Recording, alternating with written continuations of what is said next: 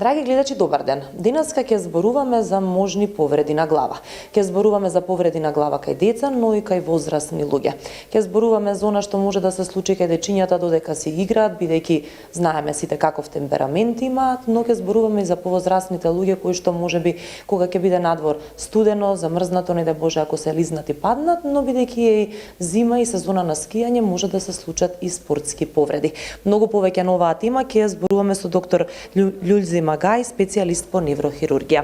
Докторе, добро утро. Ви благодарам што прифативте нашата покана да бидете наш соговорник и да зборуваме на оваа тема која што пред малку ја најавив. Да започнеме со децата, може ли? Може секако. Повредите на децата се прилично една честа појава. Јас на тоа гледам како дел од развојот на детето. Оти детето, ако се држи под строги рестрикции, нема да се развие како што треба, така и падовите и тие повреди на главата се дел од нивниот развој, од нивниот раст. Но што да се прави при повреди? За среќа, најголемиот број од тие повреди се, да кажеме, од полесна природа, така да многу е битно детето да биде под надзор. Обично се тие родителите, но ако не се тие присутни, тука се негувателите, учителите и така натаму. И на лице место да проверат за каква повреда се работи, за полесна или потешка. Доколку детето не ја загуби свеста, доколку е свесно, не плаче, тогаш тоа не треба ни лекарски преглед. Но, ако имаме загуба на свест, јас би препорачал сепак да се консултира лекар. Загубата на свест значи потрес на мозокот, тоа е моментален прекин на мозочните функции, кој по дефиниција е повратен, реверзибилен. Меѓутоа, не секогаш е така и затоа треба да се видат и тие случаи кога нешто може да тргне наопаку. Затоа препорачувам при губиток на свест кај децата секако да се посети лекар. За не дај Боже да нема трајни последици, нели подобре лекар да види и да каже зашто точно станува збор. Убаво кажавте, не можеме постојано да ги држиме под надзор и не треба, нели тие треба да растат и да се развиваат, но сепак да знаеме во кој момент треба да се обратиме кај стручно лице. Ајде сега малку да зборуваме за повозрастните. Колку имате искуство и со повозрастни лица кои што ималете повреда на глава, кога треба тие да се јават на лекар? Еве ќе го споменеме зимскиот период, може би една од причините за да се случи тоа. Да, секако и возрастната популација е склона на повреди. Од нашето искуство тука гледаме прилично велосипедисти. Како што знаеме, Скопје има делумно средена една стратегија. И јас сум самиот велосипедист кога дозволуваат условите. Нормално апелирам да се носат заштитни овие кацеги, шлемови. Тоа е од огромно значење.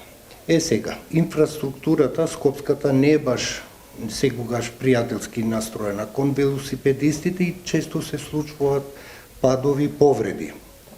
Тие повреди можат да бидат и тешки, така да многу внимателно, веќе како превентива, секој велосипедист треба да внимава да е добро хидриран, да е концентриран во текот на возењето, посебно да внима на временските услови.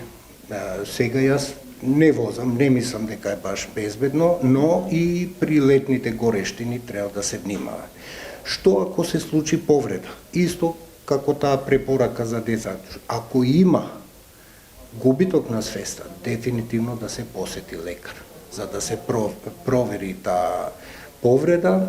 И по потреба, значи, ние правиме проценка на невролошкиот статус, на состојбата, на функцијата на мозокот, на нервниот систем. Се гледа да нема некоја рана надворешна која треба да се обработи хируршки и по потреба одредуваме снимање. При полесни некои состојби се задоволуваме со обичен рентген. А кога имаме некое сомнение дека нешто може да се случи подлабоко, тогаш индицираме компјутеризирана томографија, која е техника така што ги прикажува и мозочните и овие коскевите структури. За да бидете целосно сигурни.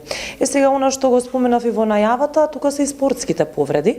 Бидејќи е зимски период, најчесто на скијање, дали препораките се исти и тука може да биде малку пострашно, нели? Но какви се вашите искуства? Обично овие зимските центри се опремени и ги упатуваат и тие што се занимаваат со овој зимски спорт, како да внимаваат, имат и лекарски екипи. Но, истите правила важат и во овој период да сме добро хидрирани, да сме добро адекватно облечени и нормално да внимаваме. Да предходно е многу битно една адекватна припрема пред да се случи скијањето. Предходно треба адекватно спортски да се спрема индивидуата, така да тоа е многу битен момент, да е добро ухранет, хидриран и така натаму и да внима на патеките, на состојбата, да ги следи препораките од организаторот и тоа е многу битно. Доколку се случи некоја повреда, важат истите правила. Лекар да го види, да процени состојбата и по потреба да се упати на болничко лекување. Така, ви благодарам многу. Се може на секого да се случи, но добро е да бидеме информирани, како и за секоја друга тема, така и за оваа, за да можеме да знаеме во кој даден момент како да изреагираме, се со цел да нема трајни последици, без разлика дали ќе станува збор за повреда на глава или за нешто друго. Ви благодарам, докторе, многу што одвоивте време. Се надевам ќе се видиме повторно, ќе разговараме и на други теми. Ви благодарам и на вас.